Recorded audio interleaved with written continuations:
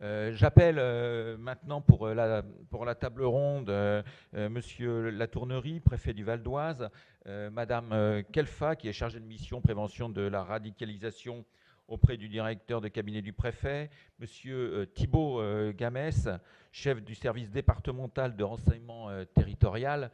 Et vous remarquerez que ce genre de présence d'un commissaire des renseignements territoriaux est assez inhabituel dans ce genre d'enceinte, et donc on en reparlera sûrement autour de cette table ronde. Et puis Madame Poupée, qui est la chef de service départemental de l'aide sociale à l'enfance, bien évidemment. Vous voyez tout de suite l'intérêt de la présence de cette personne, et c'est revenu déjà dans les propos précédents sur le rôle de la protection de l'enfance dans la lutte contre la radicalisation. Madame Eustache Brignot, maire de Saint-Gratien, nous a fait savoir hier soir qu'elle avait un empêchement pour ce matin.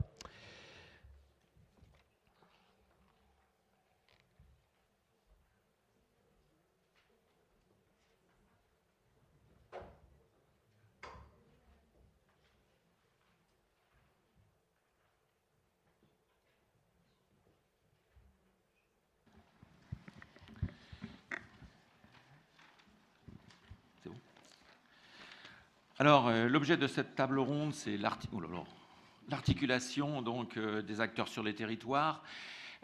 C'est la poursuite des réflexions que nous avons engagées sur les deux précédentes réunions que nous avions organisées en 2015-2016. On voit que ces cellules de suivi pour la prévention de la radicalisation au niveau des départements sont vraiment le cœur de dispositifs de lutte contre la radicalisation. J'ai l'impression, quand on reprend la circulaire du 29 avril 2014 sur le dispositif local d'accompagnement, qu'entre-temps on est passé de la préhistoire à l'ère moderne, que la circulaire du ministère de l'Intérieur du 19 février 2015 a accéléré de manière extraordinaire cette politique publique de suivi pour la prévention de la radicalisation, notamment avec la mise en œuvre de cette cellule.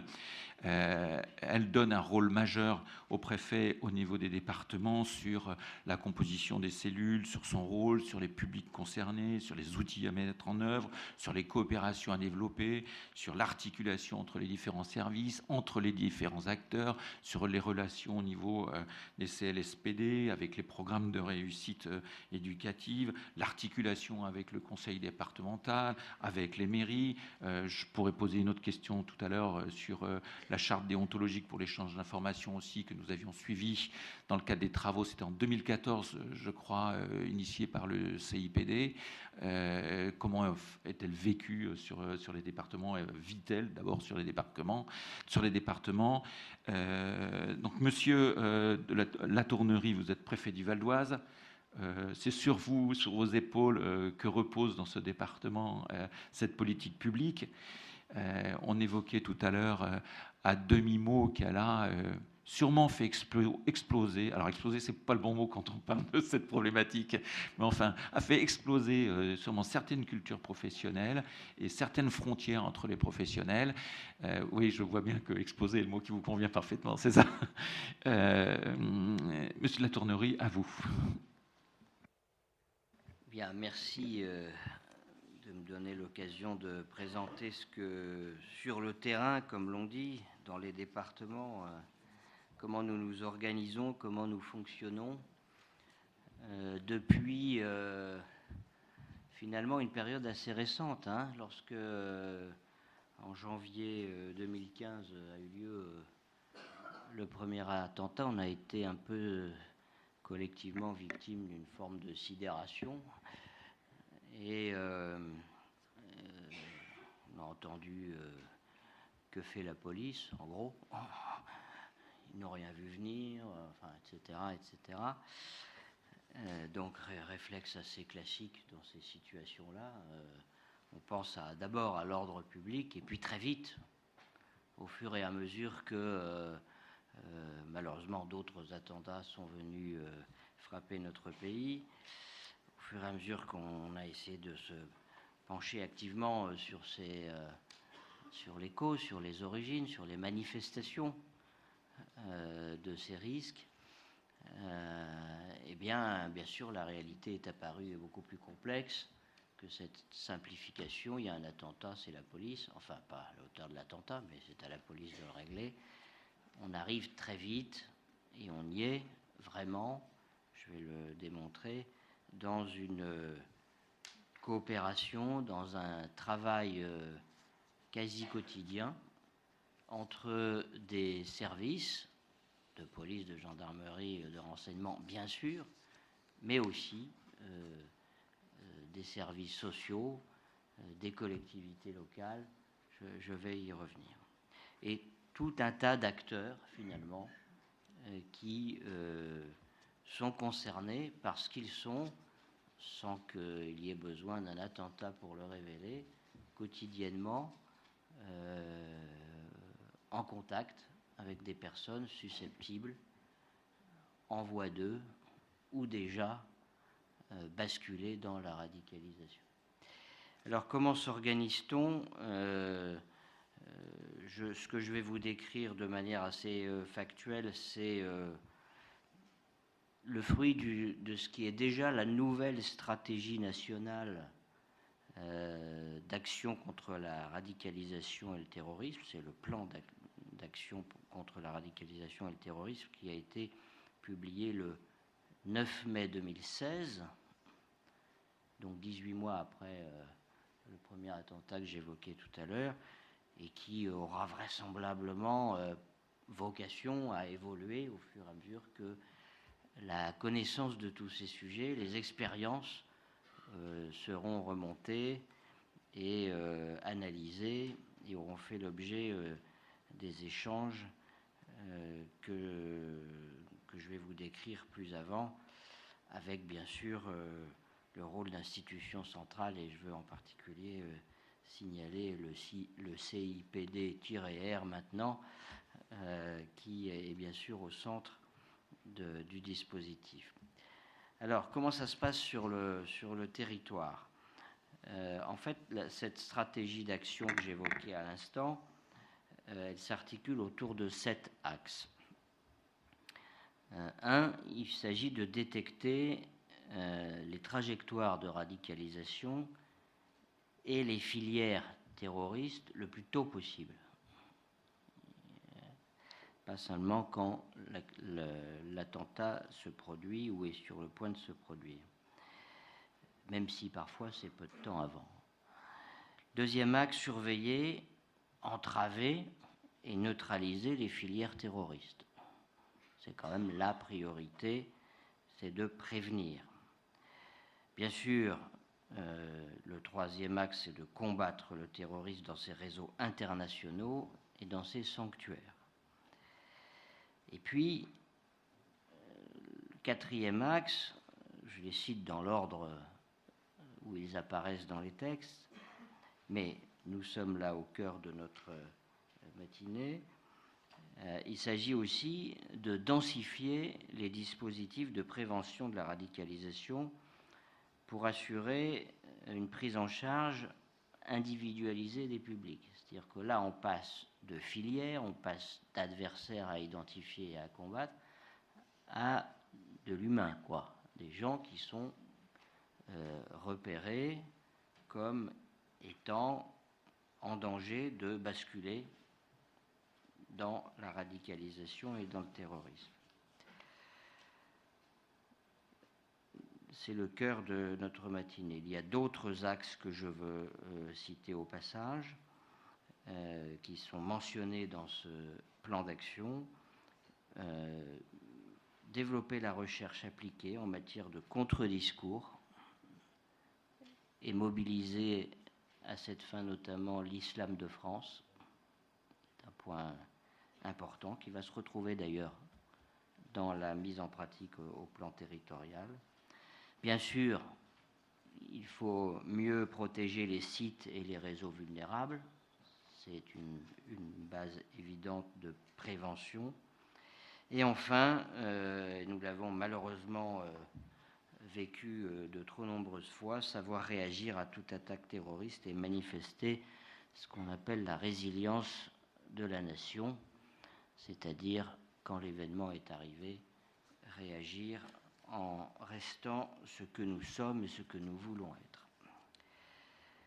Alors bon, je vous décrirai pas bien sûr les 80 mesures dont 50 sont nouvelles depuis cette adoption de ce plan d'action du 9 mai 2016, mais je voudrais vous dire comment ça marche concrètement dans un département comme celui que je connais bien, celui du Val d'Oise.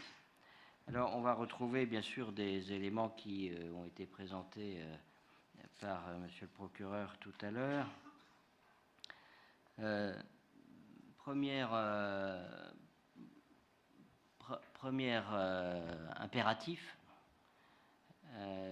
c'est de traiter les signalements qui nous parviennent. Alors soit par la cellule nationale, la plateforme CNAPR, qui a été évoquée tout à l'heure, qui est d'ailleurs, qui est centrale, hein, qui est au niveau national, qui est armée, comme cela a été dit, par des réservistes et qui est placée au sein de ce qu'on appelle l'UCLAT, l'unité centrale de lutte antiterroriste. C'est bien une modalité de signalement dont les chiffres ont été exposés à l'instant. Ils sont impressionnants, et encore on ne parlait que des chiffres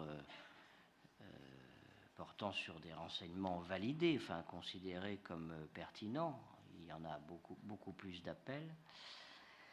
Donc ça, c'est un outil qui d'ailleurs dont la montée en puissance est réelle. On a ensuite tous les services partenaires, je dirais, de l'administration d'État et notamment des services de police autour donc de ce premier ensemble. Ce sont les services de l'éducation nationale, ce sont localement les agences régionales de santé, c'est le service pénitentiaire d'insertion et de probation. Le rôle de l'administration pénitentiaire a déjà été souligné, mais j'y reviens à nouveau. Ce sont les services de protection judiciaire de la jeunesse. Et puis la troisième source de ces signalements et de ces potentiels suivis derrière, ce sont les services de renseignement proprement dit.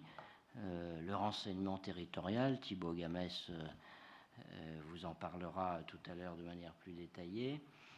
Et puis les services centraux ou locaux de la Direction générale de la sécurité intérieure. Le renseignement territorial comprend des services de police et des services de gendarmerie départementale. Donc ces signalements, ces mises en attention, elles viennent de l'ensemble de ce spectre. Et la première mission de la cellule départementale, plus exactement du groupe d'évaluation de ces signalements, de ces mises en attention, eh bien, c'est de les vérifier et surtout de les attribuer les signalements ainsi recueillis à un service responsable, pas seul responsable, mais c'est lui qui va prendre en charge ce service-là, le dossier, le renseignement, le suivi de ce signalement considéré comme sérieux. Alors là, il y a un choix, il y a un premier choix, un premier tri, qui est le suivant. Au fond, s'agit-il d'un signalement qui porte sur des individus très largement engagés et très proches de passer à l'action? Dans ce cas-là, c'est évidemment un problème d'ordre public avant tout, et ça va aller naturellement sous la responsabilité des services de police ou de gendarmerie. On est sur la partie renseignement territorial, qui va prendre en responsabilité, ou des GSI, enfin des DSI dans un département, voire des GSI si ça remonte à un plus haut niveau.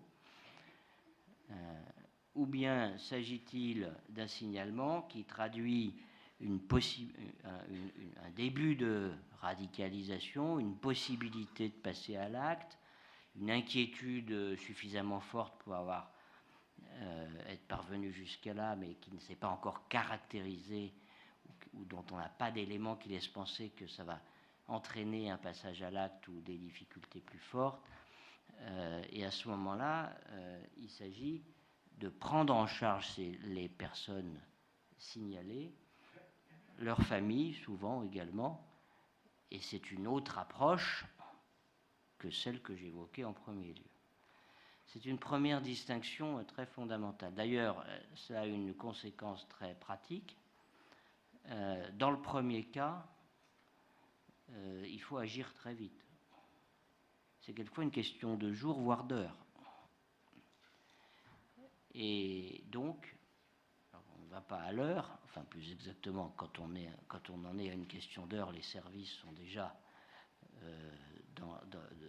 sur ces affaires.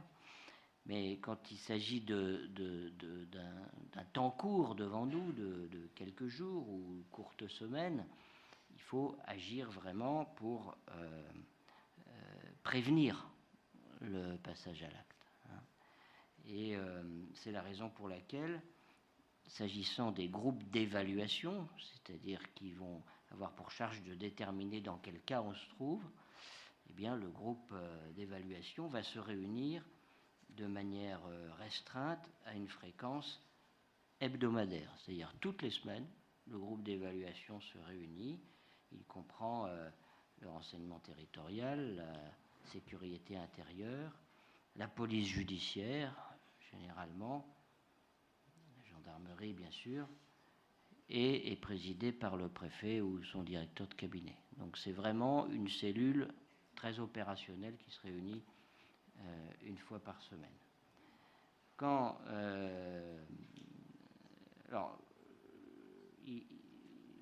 Deuxième cas,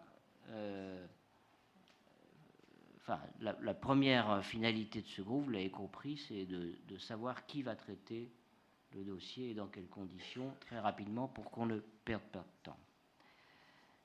On a par ailleurs localement ce qu'on appelle un comité départemental alors élargi, donc forcément les acteurs du comité départemental restreint sont dedans, mais on l'élargit, il se réunit deux fois par mois celui-là. Donc il se réunit pour faire le compte-rendu local des signalements qui ne sont pas dans le groupe restreint, notamment ceux qui n'y sont pas, les signalements qui sont intervenus depuis sa dernière réunion, et puis pour aller un peu plus loin dans le diagnostic et commencer à travailler au-delà de l'urgence que j'évoquais tout à l'heure et de manière plus complète. Alors la question c'est de savoir si effectivement on est dans une phase qui va relever quasi exclusivement de l'action policière, pour dire les choses globalement, ou si on est dans une phase où il y a une prise en charge à opérer. Et dans le premier cas, que fait la police? Elle joue son rôle. Dans le deuxième cas, on est dans la prise en charge et à ce moment-là, on va transférer le dossier à une cellule de suivi qui va opérer cette prise en charge des signalements et faire l'accompagnement des familles. Alors, pour ce qui concerne le suivi du traitement des signalements, je vous en ai dit un mot sur la première phase. Le comité départemental va, comme je vous le disais, s'élargir. Je vais venir un petit peu plus dans le détail. Il est supervisé par l'autorité préfectorale. Ça peut être moi, ça peut être le directeur de cabinet. L'autorité judiciaire est présente, enfin en tout cas elle est invitée à s'y associer, et généralement elle est présente. Et donc on y retrouve, outre le préfet et le procureur, les forces de sécurité, les services de renseignement, mais aussi d'autres services de police. Je pense à la police de l'air et des frontières, puisqu'il y a souvent des questions de franchissement de frontières, de déplacement, de choses de ce genre. Et puis d'autres services, je vais y insister, l'éducation nationale, parce que souvent on a quand même des éléments importants de signalement qui peuvent se manifester en milieu scolaire, ou la nécessité de mettre en attention le milieu scolaire à partir de signalements le cas échéant.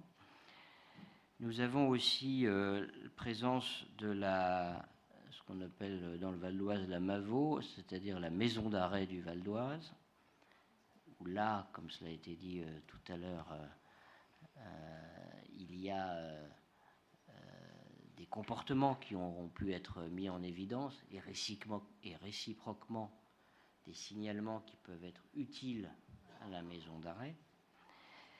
Et puis on a le service pénitentiaire d'insertion et de probation, on a la PJJ, on a le conseil départemental, acteur évidemment important des politiques sociales, avec tout ce qui concerne l'ASE, etc.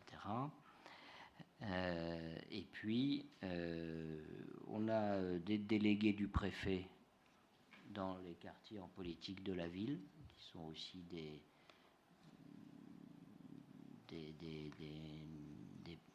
personnes qui sont en capacité de sentir et de répercuter éventuellement un certain nombre de choses. Et dans le Val d'Oise, on a beaucoup de quartiers en politique de la ville, donc pas mal de délégués du préfet également. L'ARS, je l'ai déjà cité, mais aussi la caisse d'allocation familiale. Vous voyez que c'est vraiment un réseau qui s'est constitué et c'est pas seulement sur le papier, c'est-à-dire que ça fonctionne avec tous ses partenaires.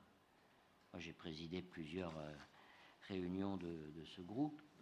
Chacun parle et de manière active et engagée. Pourquoi ? Parce qu'on voit bien que chacun aussi en tire bénéfice dans sa propre activité. Et que la solution, elle est pratiquement jamais unique. Si perspectives de solutions il y a, dans l'immédiat ou à plus long terme.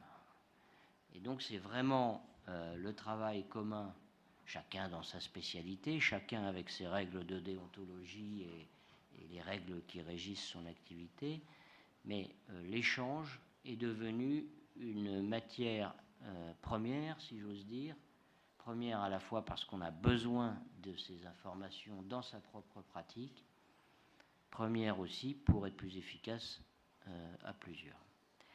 Donc je voulais insister sur ce comité départemental élargi qui se réunit, encore une fois, au moins une fois par mois, si ce n'est parfois deux.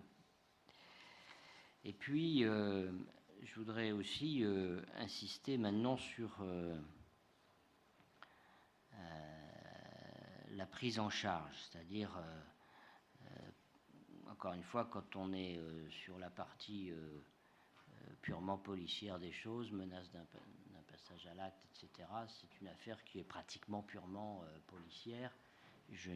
C'est pas exactement l'objet de... Enfin, il n'y a rien de secret, mais c'est pas l'objet principal de notre réunion d'aujourd'hui. En revanche, le reste, la cellule de suivi, c'est-à-dire celle qui va prendre en charge les signalements, où il y a finalement un espoir de récupérer une personne qui n'est pas immédiatement et trop profondément engagée vers le passage à l'acte. Là, on a cette cellule que je viens d'évoquer et auquel s'ajoute, bien évidemment, outre les services de l'État et du département que j'ai indiqués, outre l'éducation nationale, des associations mandatées, et je pense là en particulier s'agissant du Val d'Oise, la sauvegarde 95, et une association qui s'appelle École et Famille. Donc finalement, en pratique, l'échange, le diagnostic, l'échange d'informations va conduire à distinguer, au fond, en fonction des publics auxquels on a affaire, ce qui va relever du conseil départemental dans ses attributions, et notamment donc les mineurs et leurs familles, ce qui va relever des proches de ceux qui ont été signalés comme étant en dérive ou même en danger. Et là, c'est en l'espèce dans le Val d'Oise l'association École et Famille qui intervient, avec pour objectif, par exemple, de voir de rencontrer, d'assister les proches de mineurs qui sont partis, comme on dit dans le langage policier, sur zone, c'est-à-dire vers le Moyen-Orient, sur les théâtres d'opération, ou bien qui va également soutenir, travailler avec les proches de personnes qui sont signalées comme étant sur le point de partir ou ayant vocation à partir et qui souhaitent un soutien. Et donc là, on a aussi, par exemple, des groupes de parole pour des parents qui ont pu être en position de signalant parce qu'ils ont été alertés sur le comportement de tels membres de leur famille, proches ou moins proches, et qu'ils ont été à l'origine aussi, ça arrive souvent, de ces personnes signalées. Et puis le troisième cas, ce sont des jeunes majeurs, là je parlais que de mineurs, des jeunes majeurs qui relèvent de l'association La Sauvegarde 95 pour ce qui concerne le département, parce qu'ils sont dans un processus de radicalisation, mais ils sont majeurs, il faut les traiter, les assister de manière positive pour essayer de les faire ressortir de ce processus dans lequel ils sont engagés. Donc là, c'est plutôt l'association La Sauvegarde qui fait ce travail. Mais encore une fois, ça, c'est l'opérationnel. Et ces mêmes intervenants, non seulement les trois que je viens de signaler, les trois associations ou conseil départemental, mais l'ensemble des autres acteurs se retrouvent très régulièrement dans cette cellule de suivi qui a pour objet, encore une fois, d'agir avant que la radicalisation conduise au passage à l'acte quand c'est encore possible. Donc voilà ce que je voulais vous indiquer. Je pense que c'est pas utile à ce stade que je développe davantage. Ça fonctionne bien. Moi, je le dis d'autant plus que je ne suis arrivé dans ce département qu'il y a 8 mois, donc c'est pas moi qui l'ai mis en place, je l'ai trouvé en arrivant, mais ça fonctionne bien parce que d'expérience, de constat objectif, puisque, encore une fois, c'est pas mon bébé, c'est quelque chose que j'ai trouvé en arrivant, chacun des participants, et c'est pas seulement des membres d'un groupe, c'est des participants, il participe effectivement et activement, mais il trouve son compte. Et que ce réseau, il est véritablement constitué. Il fonctionne réellement. Et puis d'ailleurs, deux éléments complémentaires. Ce réseau fait école, si j'ose dire, puisque nous avons, Madame Eustache-Brignot, la maire de Saint-Gratien, n'a pas pu venir, mais elle aurait pu en témoigner.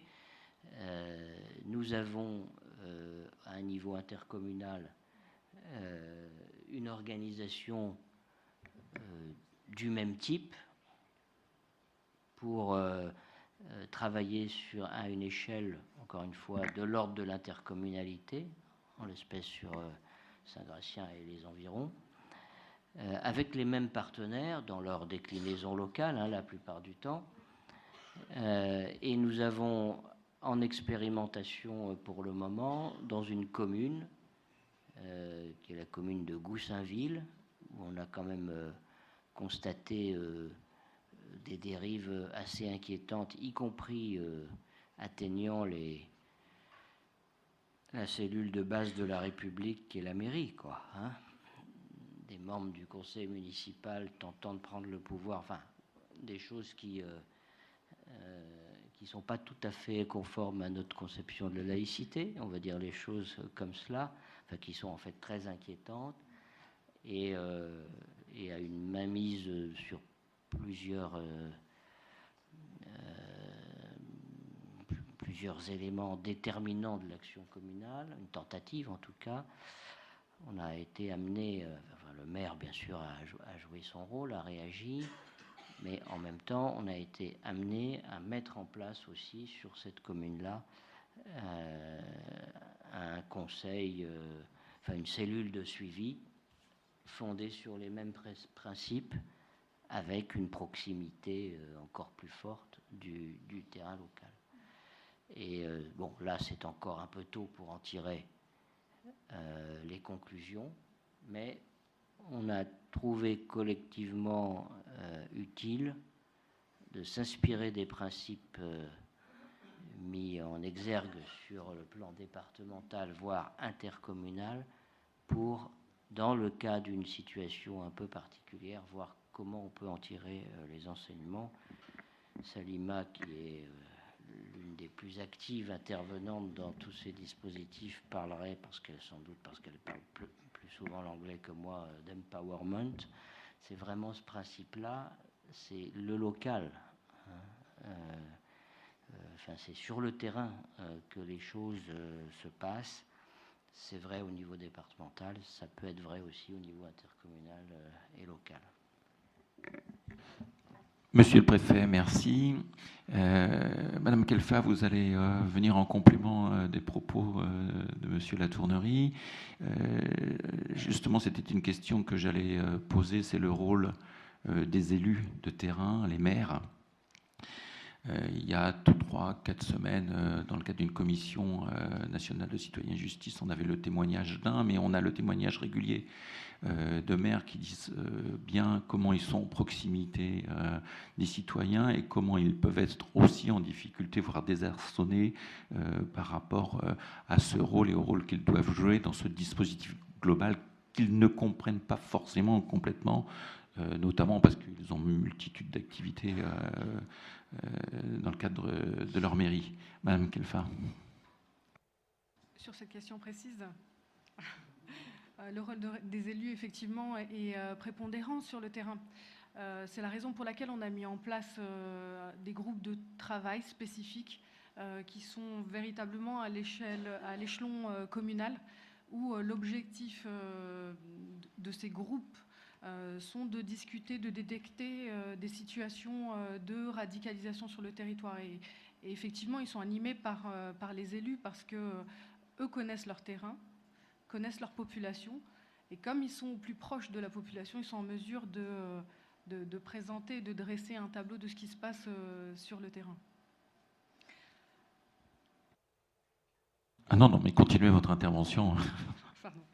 Non, je voulais plutôt revenir sur le travail que j'effectue, puisque je fais partie de ces nouveaux métiers de la prévention de la radicalisation, qui sont une réponse de l'État justement pour aborder cette problématique récente.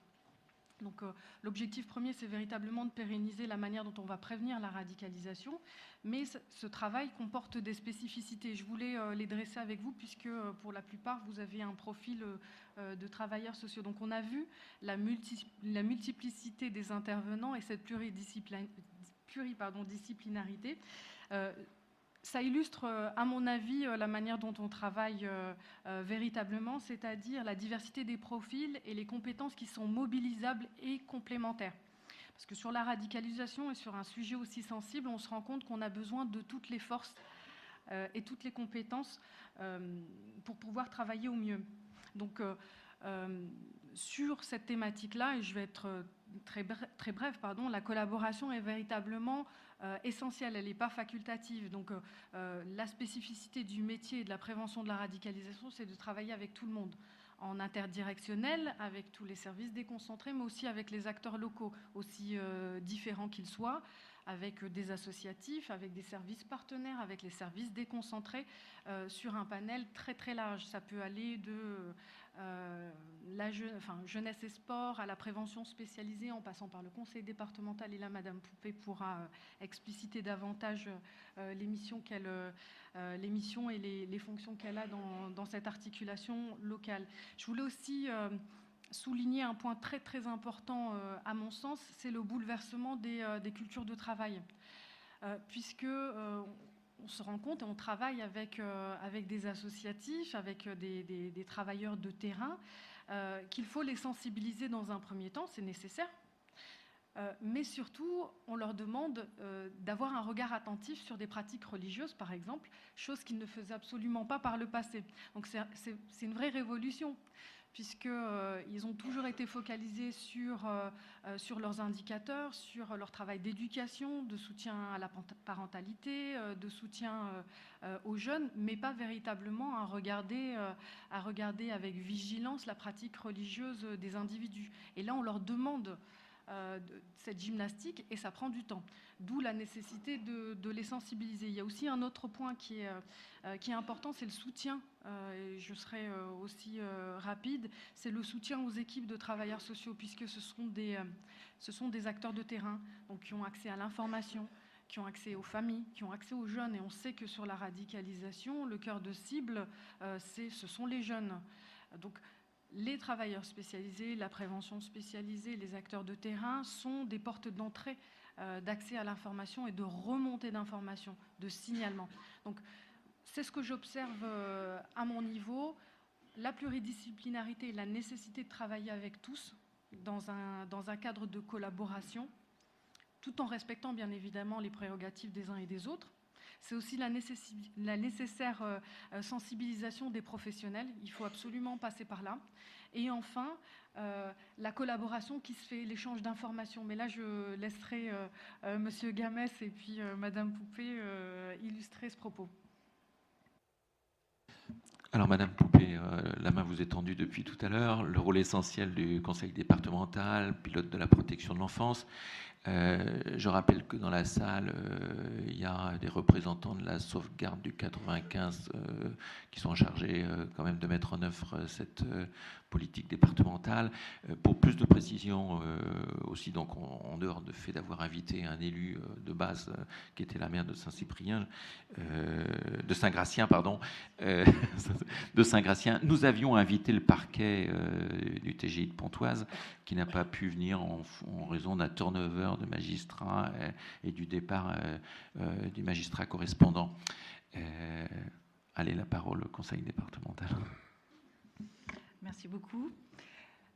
Lourde tâche d'essayer de pouvoir vous faire partager un petit peu notre expérience qui est, somme toute récente puisqu'elle date, on va dire, de 2015. Alors, tout d'abord, je souhaiterais, au nom du département, vous remercier de nous avoir conviés à cette journée parce qu'effectivement, c'est un partage, c'est pouvoir échanger sur ce qu'on fait, sur ce qu'on ne fait pas, sur ce qu'on pourrait faire. Alors, lorsqu'il a été proposé au département de pouvoir intervenir à cette journée, c'est vrai que nous nous sommes demandé ce qui pourrait vous être utile, ce qui pourrait être pertinent pour vous de notre toute petite expérience. Alors, ce que je vous propose, c'est, au travers de la déclinaison de l'action du département, c'est bien sûr de partager les questions, les doutes, les craintes que nos professionnels ont eues face à la question de la radicalisation et comment nous tentons d'y apporter réponse. Alors, tout d'abord, j'ai envie de vous dire que le département du Val-d'Oise s'est engagé dans cette réflexion fin 2014, début 2015. C'est vraiment l'effet d'un concours de circonstances, pour l'un d'entre eux malheureux, que le processus de la réflexion s'est accéléré dans le 95. C'est à l'époque où le directeur général commence à rencontrer votre prédécesseur, monsieur le préfet. C'est aussi la direction de la jeunesse de la prévention spécialisée qui rencontre les directeurs des associations en matière de prévention spécialisée. C'est aussi la direction de l'enfance qui est directement confrontée à une situation de parents radicalisés. Et c'est tout ça, c'est dans un contexte de 48 heures avant les attentats de Charlie Hebdo. Donc c'est vraiment symbolique et symptomatique. À partir de là, ce qui va se passer, c'est qu'on va essayer d'accélérer cette réflexion. Mais de fait d'accélérer cette réflexion, ça va amener très rapidement une série de premières questions de la part de nos professionnels qui, pour eux, traiter le phénomène de la radicalisation, ce n'est pas une chose si évidente que ça. Les premières questions qui vont être posées, c'est est-ce que le département a un rôle à jouer sur cette question? Et quel peut être son rôle? Quels professionnels au sein du département? Quels professionnels au sein des associations, nos partenaires habilités? Comment agir? Les services de la préfecture, de la justice, s'adressent-ils bien aux bons professionnels pour traiter cette question? Et le radicalisme violent n'est-il pas seulement une question sécuritaire et ne doit-on pas apporter juste une réponse par la répression? Ça, ce sont les premières questions que l'on va se poser. La réponse évidente, c'est bien sûr que non. Le département, compte tenu de sa fonction d'accueil, d'accompagnement, de prise en charge sur le social, sur l'éducatif, a bien évidemment un rôle à jouer en matière de prévention de la radicalisation. Donc ce sont évidemment les services de la PMI, du service social, de prévention spécialisée et de l'ASE qui vont être les professionnels les plus à même d'agir. Pourquoi l'ASE, pardon? Parce qu'un mineur qui est en voie de processus de radicalisation est bien évidemment un mineur en danger, un mineur vulnérable, j'ai envie de dire dans sa sécurité, dans sa moralité et dans son développement. Donc, on peut dire que les services de l'ASE sont bien dans le champ de la protection et de la prévention au sens de l'article 375 du Code civil que vous connaissez tous. C'est bien beau dire ça, mais une fois que la réponse, elle est faite, ok, on est dans le champ de la protection, comment on va agir? Parce que c'est tout nouveau. Donc c'est de nouveau des questions qui vont se poser. Je vous les déclinerai un petit peu après. Donc on a essayé de s'organiser effectivement sur deux niveaux, en interne et aux côtés des services de la préfecture. Alors bien sûr, il y a eu des réflexions, des groupes de travail. Je vais passer sur toutes ces choses-là. S'organiser en interne, ça a été constitué un groupe projet piloté par la direction générale. Et ça, c'est pas rien. Je vous expliquerai pourquoi après, si vous le voulez bien.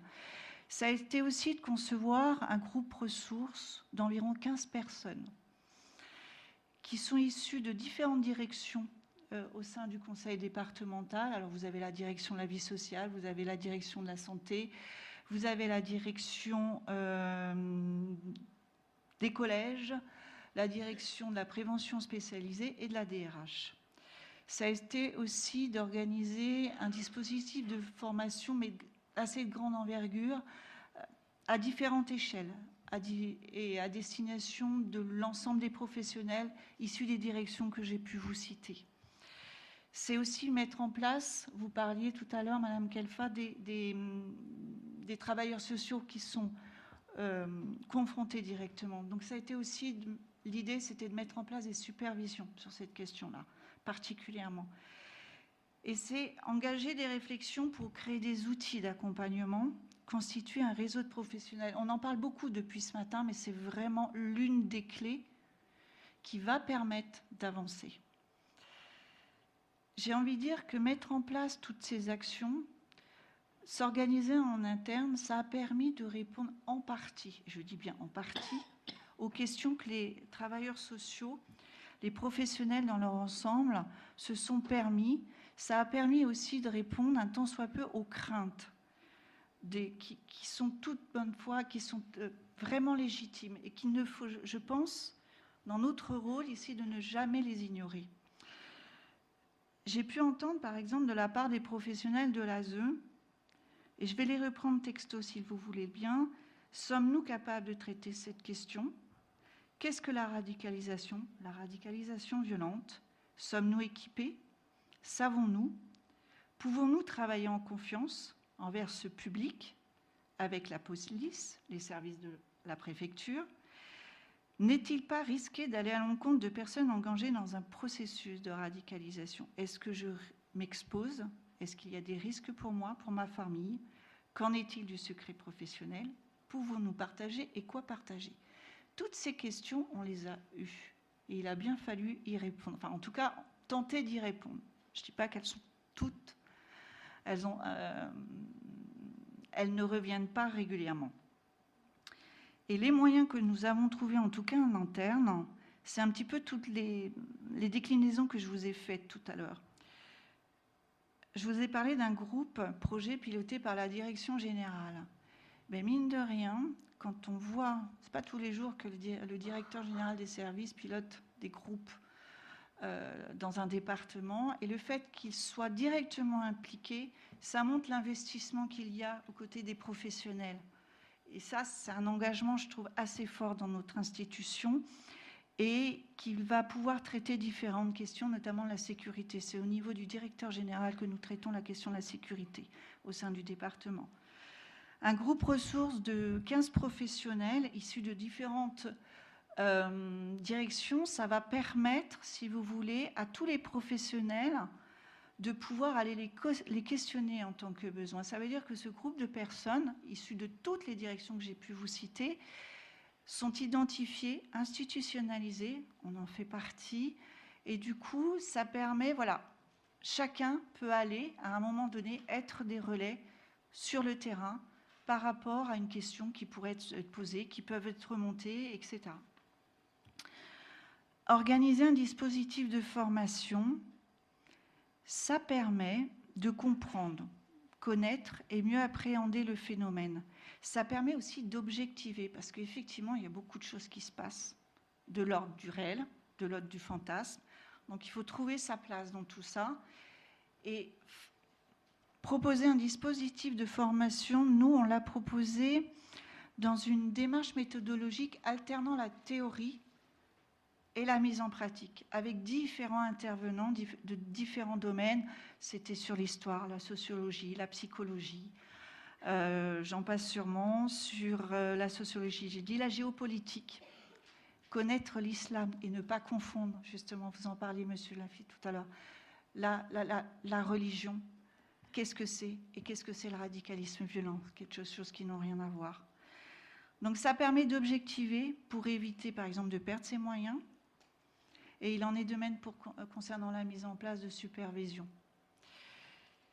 Réfléchir à des actions de manière pluridisciplinaire et pluri-institutionnelle, on en parle et on en reparlera, je pense, tout au long de la journée, permet de prendre conscience aussi qu'on a des connaissances, qu'on ne part pas de rien, qu'on a un savoir-faire, des outils existants, mais bien évidemment qu'il faut les adapter, voire les renforcer, et que l'on peut mobiliser un réseau d'acteurs que peut-être on n'a pas pour habitude de voir, de rencontrer, de travailler avec.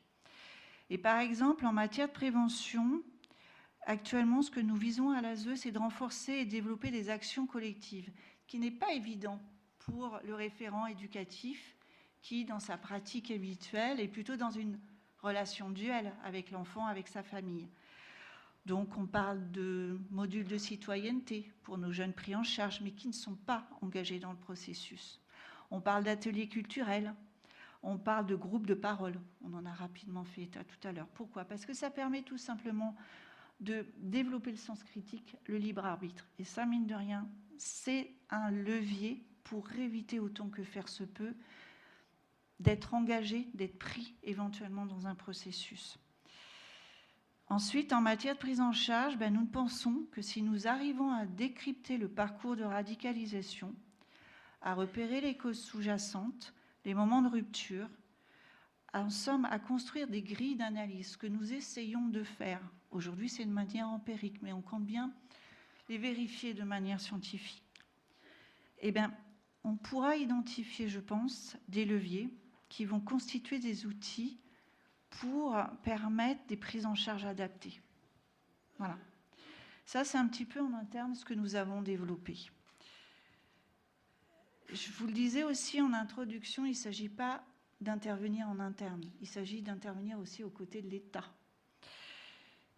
Et le département a fait le choix de désigner ce qu'on appelle un référent départemental. Alors, qu'est-ce que c'est un référent départemental ? En l'occurrence, aujourd'hui, c'est moi, en tant que chef de service départemental de l'ASE. Cette fonction, elle est récente, elle date de 2014. Et pourquoi on a fait le choix dans nos départements de désigner un professionnel de l'ASE ? C'est pas forcément évident. Dans d'autres départements, je sais que c'est pas forcément au niveau de l'ASE qu'il y a un référent départemental de l'ASE. C'est parce que tout simplement, la plupart des situations de prise en charge en matière de prévention, c'est au niveau de l'ASE. On parlait des mineurs, de prise en charge, c'est au niveau de l'ASE.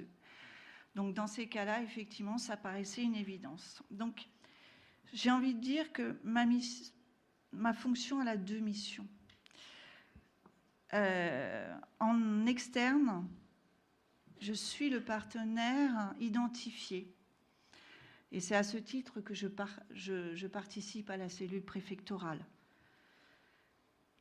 En interne et en externe, c'est aussi l'idée de coordonner les différents professionnels médico-sociaux du département lorsqu'ils ont connaissance d'une éventuelle situation. Ça veut dire que je suis la porte d'entrée, c'est un choix, pour les informations préoccupantes des signalements. À charge pour moi de faire le lien avec les services compétents, adaptés. Pour l'idée, toujours, c'est d'une meilleure prise en charge. C'est ce que monsieur le préfet a pu vous décliner tout à l'heure. Cela veut dire que les professionnels de l'ASE, des services sociaux, de la PMI, de la prévention spécialisée, mais ils ont dû apprendre effectivement, et là j'en viens à l'échange d'informations, à collaborer, à échanger des données avec des partenaires non habituels. Je pense au service de la préfecture. Et oui, ce n'est pas une évidence. Et oui, c'était tout nouveau. Je vais dire, on a un peu basculé dans un autre monde. Et ça, c'était pas si évident que ça au nom du secret professionnel. Ça a été une très grande question. Il y a eu effectivement des questions du type notre déontologie l'interdit. Je ne vais pas vous rappeler les obligations de signalement, les obligations des fonctionnaires, la T40, etc.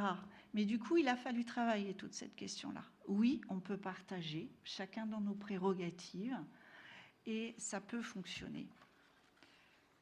Et ceci, il faut y trouver le sens. Je crois que c'est ça, la grande question. Et si on y trouve le sens, on peut partager. Et je pense que c'est une des clés de notre réussite de collaboration. Et je ne pense pas qu'aujourd'hui, M. Gamès me contredira pour dire qu'on a une bonne collaboration dans le respect des prérogatives de chacun. Il ne s'agit pas de tout partager à tout moment, n'importe comment. Il faut qu'il y ait un cadre formalisé. Et d'ailleurs, comme garde-fou, parce qu'on le fait de manière confidentielle, c'est-à-dire d'échanger un partage d'informations, ce qu'on appelle utile et nécessaire. Mais il faut quand même avoir des garde-fous, parce que là, j'ai envie de dire que notre collaboration aussi, elle a reposé sur de la bonne volonté de personnes. Et les personnes peuvent partir. Et il s'agit de ne pas remettre en cause cette collaboration. Donc, on est en train de le formaliser dans un protocole opérationnel que le conseil départemental va signer aux côtés de la préfecture.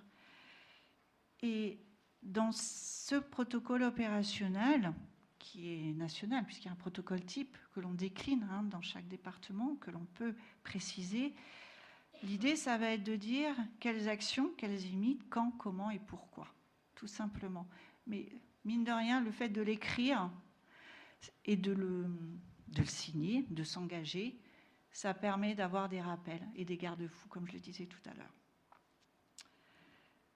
On l'a dit ce matin, mais j'ai vraiment envie de le redire, que cette collaboration avec les services de l'État, avec toutes les institutions, les partenaires, les associations, je parle effectivement, je vais parler de la sauvegarde 95 parce que c'est vrai qu'on travaille ensemble sur cette question-là et je pense qu'on va travailler de plus en plus ensemble. Les mineurs, certes, puisqu'on partage des situations. Les jeunes majeurs, parce qu'on peut partager aussi des situations, parce qu'effectivement, l'association de sauvegarde peut prendre en charge aujourd'hui des jeunes majeurs dont on a eu le suivi. Voilà. Donc, il y a vraiment ce réseau à consolider. Ça permet de croiser des données en toute confiance et confidentialité. Ça permet de vérifier davantage si les situations relèvent du phénomène de la radicalisation, de la radicalisation violente, ou non. Ça permet de mettre en place des prises en charge adaptées, des actions de prévention, de soutien à la parentalité plus efficiente. Et ça peut être une force. J'en viens à ma conclusion. C'est vrai que dans mon exposé, je ne vous ai pas apporté de réponse clé parce qu'il n'y en a pas. On apprend au fur et à mesure. Je ne vais pas vous dire aussi que cette collaboration nous amène à des succès francs sur toutes les situations, parce que ce n'est pas vrai. Sinon, on le saurait. Mais j'ai envie de dire, on apprend à gérer ces situations et ensemble. Une chose est sûre, Monsieur Cadou en a parlé, mais j'ai vraiment envie de le redire, parce que si on doit ressortir avec peut-être une certitude, peut-être, c'est que dans le domaine de l'ASE, l'une des règles est de partager. Et j'ai envie de dire que c'est encore plus vrai dans ce domaine. Il ne faut surtout pas rester seul dans ces situations. Ne pas hésiter à faire valoir ses doutes, ses craintes. Il faut pouvoir échanger, croiser, vérifier, rester prudent dans nos analyses. Savoir y revenir parce qu'on peut se tromper. Savoir bousculer nos pratiques. Je vous parlais tout à l'heure d'actions collectives qu'on met en place avec des référents éducatifs qui n'ont pas pour habitude de travailler de cette manière. Vous parliez, Monsieur Cadou, de savoir inventer, et je pense que c'est ça aussi l'une des clés. Je suis tout à fait d'accord. Il faut savoir inventer. Voilà. Je vous remercie de votre collaboration, de votre attention. Madame Poupée, merci beaucoup. Alors autant je vois bien le système concernant les mineurs, sur l'organisation de la réponse qui peut être faite, l'accompagnement, autant je trouve que pour les jeunes majeurs, il y a encore une réflexion à mener parce qu'il reste, me semble-t-il, quand même un trou. Alors monsieur le commissaire, non habituel, l'autre monde. Madame Poupée, alors monsieur Latournerie, vous nous quittez. Juste un mot pour remercier les deux intervenantes après moi et m'excuser auprès de Thibaut Gamès qui va vous faire certainement un témoignage qui vous intéressera beaucoup également. Vous remercier de votre invitation, mais je suis obligé de quitter avant la fin de la table ronde, malheureusement. Merci à vous et bonne journée.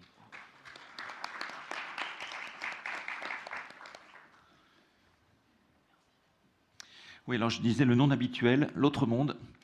C'est vrai que je crois que c'est que la deuxième fois que moi, depuis 20 ans, je vois un commissaire de police intervenir dans des rencontres que nous organisons. Alors, bon, on travaille, nous, dans le secteur judiciaire, donc la police, c'est quand même un acteur assez habituel, mais c'est pas forcément un acteur assez habituel dans le domaine social, mais j'imagine aussi que pour la police, c'est pas forcément un interlocuteur habituel que les éducateurs spécialisés de terrain qui interviennent dans le cadre de la prévention spécialisée. Alors, vous êtes jeune.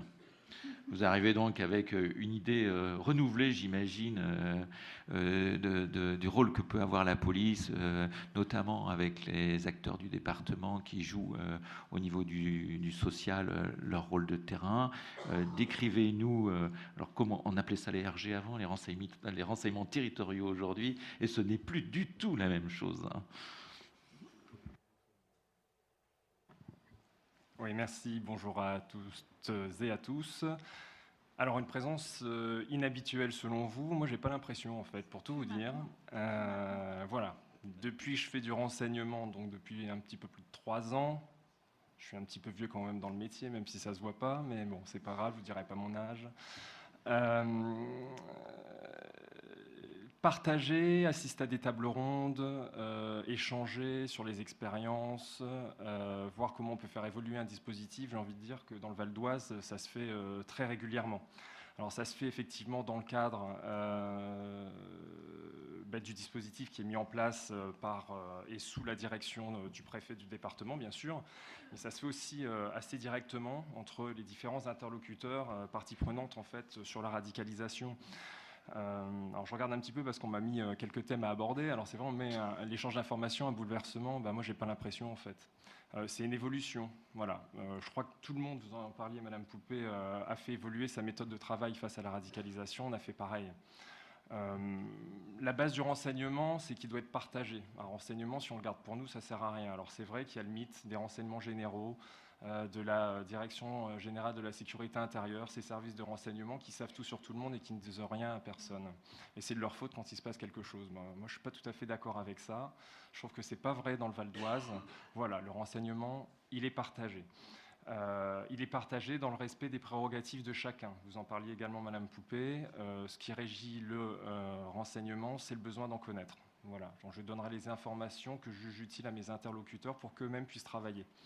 C'est ça notre principe de déontologie. Vous parliez d'un principe de déontologie, je pense que c'est le seul qui est important, c'est le besoin d'en connaître.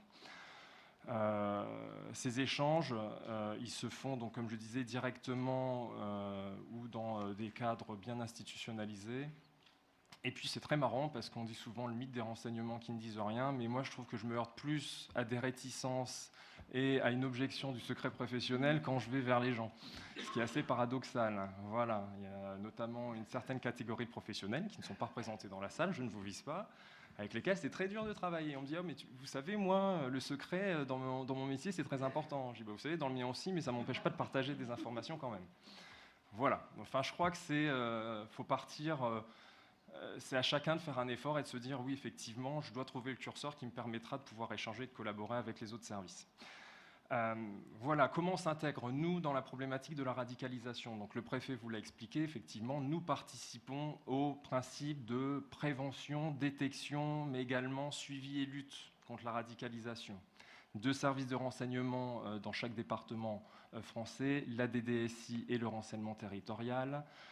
Qui sont, alors je ne vais pas dire la pierre angulaire du système, mais on est un petit peu les diagnostiqueurs.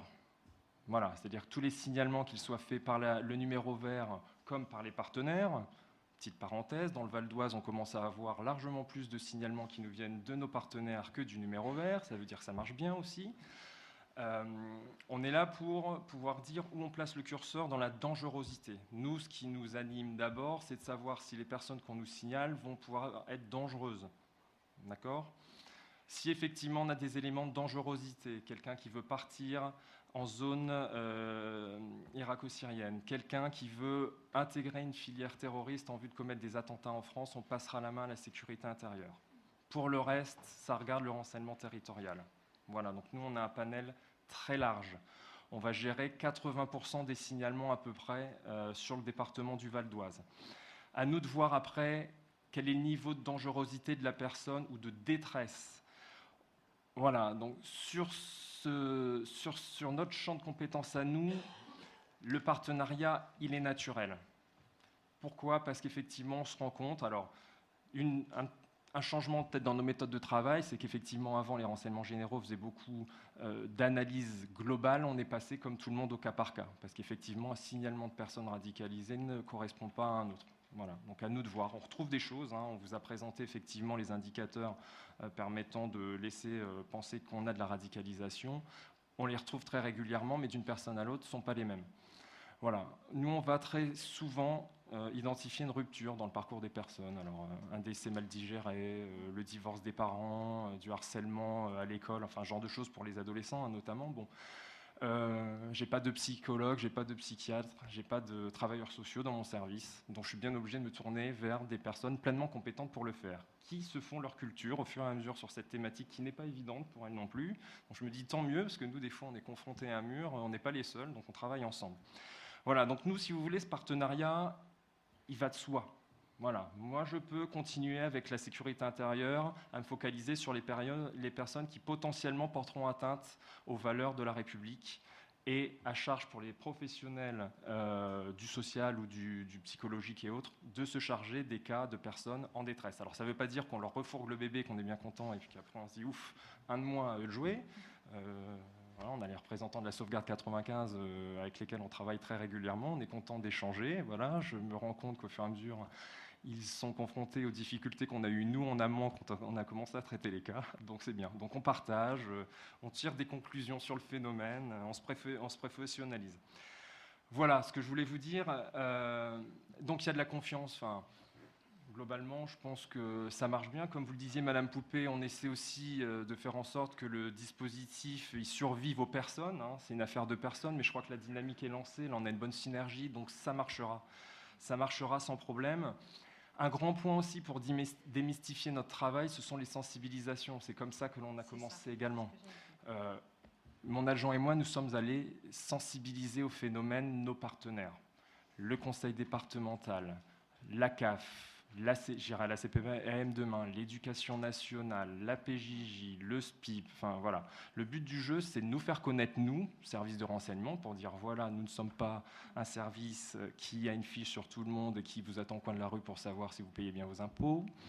Mais nous sommes là, nous apportons une aide, voilà comment nous travaillons, nous expliquons nos techniques de travail et nous expliquons que nous travaillons avec les gens et pas tout seul dans notre coin. Et je crois que ça sert beaucoup pour montrer que c'est la radicalisation et sa lutte, c'est vraiment l'affaire de tout le monde et pas d'un seul service dans son coin. Voilà, donc pour moi je suis partisan de l'efficacité plutôt que de la susceptibilité. Voilà, je vous remercie.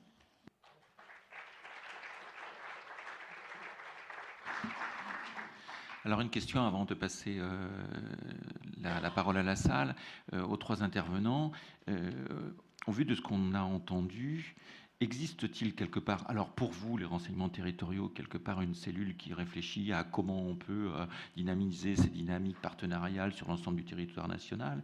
Existe-t-il quelque part un groupe de mutualisation interdépartementale, voire départementale, mais interprofessionnel du SAH et du conseil départemental pour mutualiser un peu l'ensemble de ces réflexions, ces outils, ces indicateurs? Existe-t-il au niveau des préfectures quelque chose de l'inter pour justement faire le point sur les pratiques dans les départements, ce qui marche pas, les outils qu'on met en œuvre, les partenariats qu'on décline, voilà.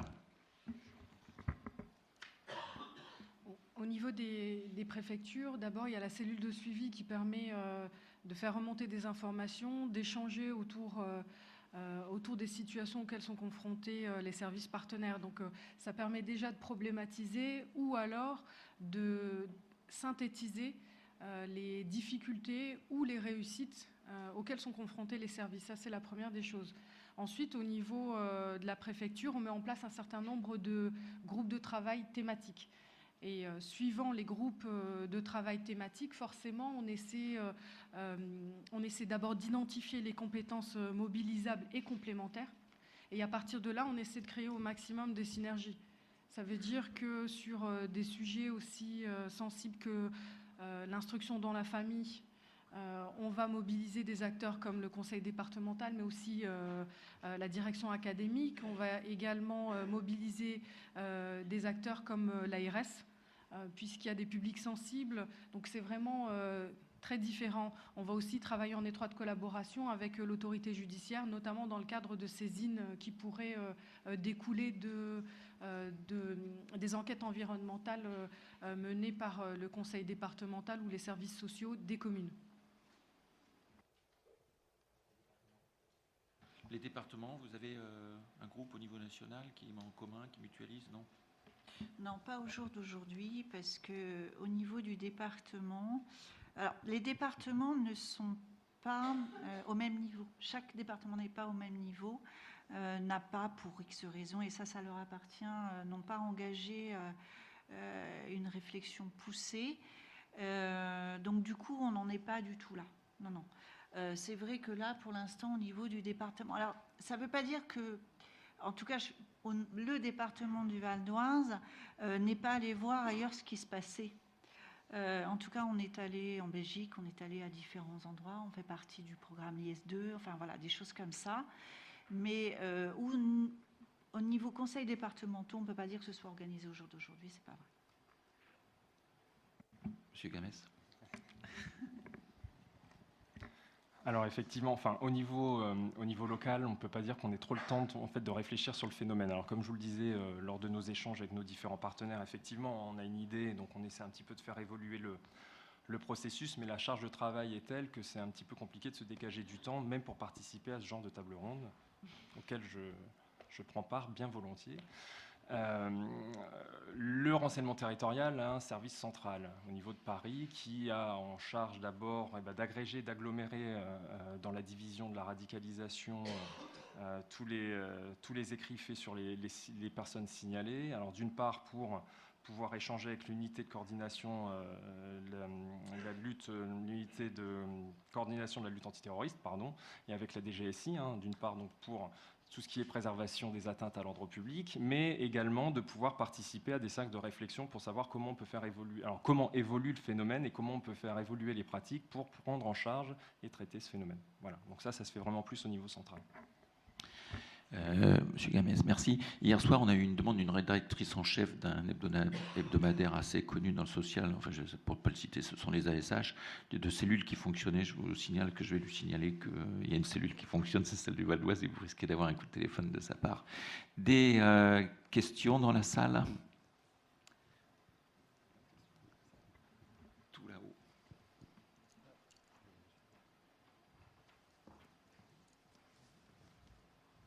J'espère que le micro marche.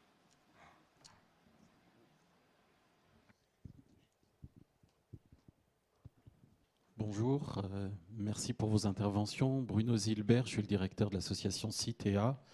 Je décline un peu ce que je fais parce que je suis psychologue, je suis thérapeute familial et je suis expert pour les tribunaux en protection de l'enfance et j'ai également un mandat national à la Fédération française de psychologues et de psychologie. Je suis le coprésident d'Île-de-France et j'ai en charge au niveau national les questions de protection de l'enfance.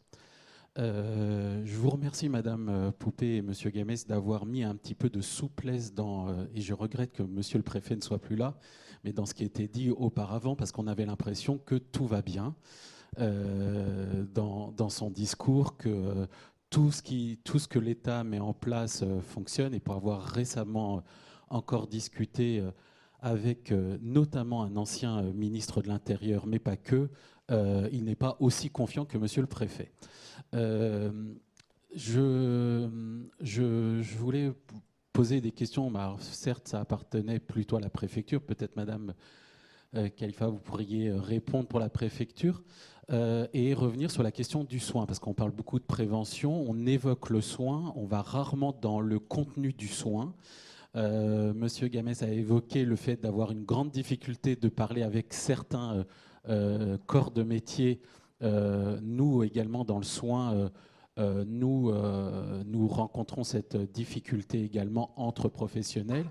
Ma question, c'est, vous évoquez les prises en charge et l'accompagnement des familles. Qu'en est-il aujourd'hui de la compréhension de la prise en charge des familles? On s'aperçoit par exemple que pour des personnes qui se sont radicalisées sur une des 3 dernières générations, il y a eu un abus sexuel et en particulier un abus sexuel sur mineurs. Ce n'est pas vrai partout, mais nous, c'est pratiquement 100% de nos situations que nous suivons. Qu'en est-il sur la prise en charge du soin? Le département a cette compétence avec la loi de 2016. Un des volets, c'est le soin psychique de l'enfant. Qu'en est-il sur ce développement-là? Nous, on a beaucoup d'échos dans les départements qui réfutent le soin familial, des départements qui disent que ça n'existe pas, que ces études-là n'ont aucun sens. C'est encore un discours qu'on entend dans les préfectures et par certains préfets. Je voulais avoir un petit peu votre avis sur ces questions de soins. Madame Khalifa, Madame Poupée, la question est pour vous. Bon, je pense qu'on va la faire à 2 voix. Alors, premièrement, on a dans la cellule de suivi un psychiatre pour lequel on a conventionné par le biais d'une lettre de mission qui a pour objectif d'évaluer des cas qu'on considérait dans le cadre du soin, mais là je vais recentrer, comme présentant une pathologie mentale. Pour ce qui est de la prise en charge psychologique, on a dans les associations qui sont mandatées, mais également dans les services partenaires, des psychologues qui sont en mesure de prendre en charge à la fois les individus signalés, mais également les familles quand c'est nécessaire. Je vais laisser Madame Poupée peut-être préciser aussi ce qui se passe au niveau du conseil départemental. Alors, c'est vrai que je vous rejoins un petit peu sur... Alors, toute proportion gardée, hein, attention, c'est un petit peu sur l'échantillon que nous avons pu regarder, parce qu'on essaye de trouver quand même une typologie des communs, des points communs qui, pour essayer justement de trouver les leviers et de travailler en ce sens. C'est vrai, vous parliez d'abus sexuels. C'est vrai que pour la plupart des situations, il peut y avoir, enfin, dont nous avons la charge, hein. C'est pour ça que je vous dis attention, c'est un échantillon départemental. Il est vrai que cette problématique ressort quand même assez régulièrement, que ce soit pour les filles ou que ce soit, là on est en train de voir, peut-être éventuellement aussi pour les garçons. Mais sur toute réserve, attention, hein, c'est vraiment un échantillon et ce n'est pas une vérité scientifique. Donc ça, c'est quelque chose sur lequel on va travailler. C'est pour ça que je vous parlais tout à l'heure, là, on a développé de manière empirique des outils, mais on a la chance de pouvoir bénéficier d'un étudiant en doctorat qui va essayer de, justement, de mettre... de poser un diagnostic scientifique sur tous ces sujets-là. Sur la prise en charge psychique, par le biais de fonds FIPD, on est en train de proposer un accompagnement renforcé, où la place du psychologue, du pédopsychiatre, du psycho-ethno, c'est-à-dire tout professionnel lié à la psychologie, pourrait avoir un sens dans les prises en charge. Ça ne veut pas dire qu'on aura une grille bien établie, un intervenant bien établi, etc., parce qu'à chaque situation, à chaque professionnel doit être adapté. Donc c'est vrai que ça, on est en train de le construire, c'est une dimension... La psychologie, on parlait de failles tout à l'heure, et à un moment donné, on a pu s'en rendre compte, et il faut travailler cette faille pour essayer, autant que faire se peut, de sortir un jeune ou une famille sur la voie de la radicalisation. Je vais juste ajouter un point. En fait, on est en train de travailler sur la validation d'échelles psychométriques. Voilà. C'est ce qu'on essaie de faire actuellement.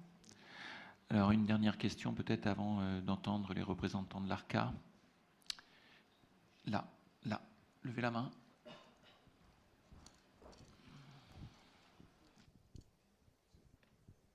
Oui, Philippe Cagny, directeur du CAPS en Seine-Maritime. Deux questions très pragmatiques. La première, adressée à Madame Poupée. Vous avez fait allusion à une grille qui est une tentative un peu de scientifisation sur la question, enfin en tout cas de théorisation. Vous voulez juste nous en dire un tout petit mot très, très court. Et la deuxième question relative à la sécurité des professionnels. Vous avez fait savoir que c'était une question qui était posée par... les intervenants qui travaillent chez vous, et j'avais été surpris lors d'une dernière réunion organisée par le CNLAPS, où il y avait un témoignage d'une association sur Marseille de mémoire qui travaille là-dessus, que les professionnels travaillaient sous pseudo.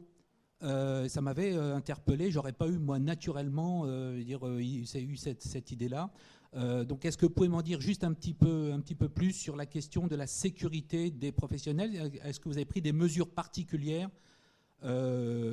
sur ce sujet précis, puisque c'est quand même la sécurité des professionnels d'une façon générale se pose sur toutes les thématiques. Qu'est-ce qui fait que sur celle-ci, il faut prendre des mesures particulières? Voilà, merci.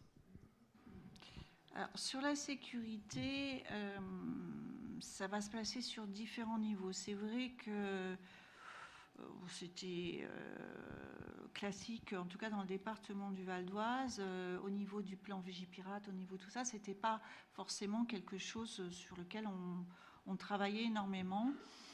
Et sur la sécurisation des bâtiments. Voilà, ça c'est une chose sur laquelle le directeur général est en train de travailler. La sécurité, dans le cadre de la mise en œuvre des prises en charge, elle est très compliquée. Parce qu'il s'agit de la prendre en considération tout en n'exagérant pas. Il s'agit de ne pas exagérer non plus, parce que vous faites autant de mal que de bien, j'ai envie de dire. C'est-à-dire que il faut sécuriser. Je vais expliquer un petit peu dans le détail les mesures qu'on a pu prendre, qui vont être différentes en plus, selon les situations, bien évidemment.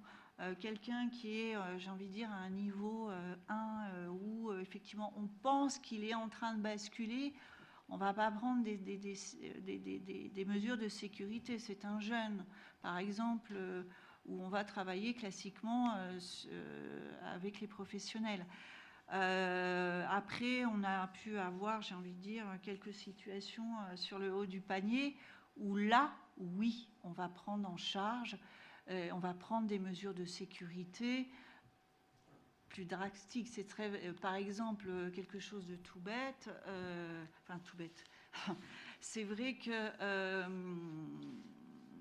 on ne travaille pas sous pseudo, mais les travailleurs sociaux ont demandé à ce que leur nom n'apparaisse pas, oui. Selon les situations, qu'on soit bien clair, sur celle du haut du panier, on a fait le choix, effectivement, qu'ils n'apparaissent pas. Par contre, il y a quand même des noms qui vont apparaître. Donc ce sont les noms des cadres qui apparaissent. Ça peut être certains de mes chefs de service, ça peut être le mien, en fonction des situations. C'est aussi, je pense par exemple à quelque chose de bien précis. Quand nous avions eu quelques situations de retour sur zone, et dans ces cas-là, les visites médiatisées ne se font pas classiquement dans les services pour sécuriser justement les professionnels.